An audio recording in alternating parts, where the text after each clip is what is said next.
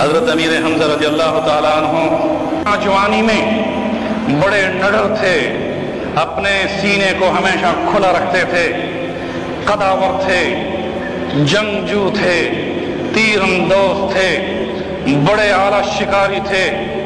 اور کبھی کبھی ایسا ہوتا تھا کہ جوانی میں مکہ مکرمہ میں حضرت امیر حمزہ کے دوست ڈھونڈتے رہتے تھے کہ امیر حمزہ کہاں ہیں۔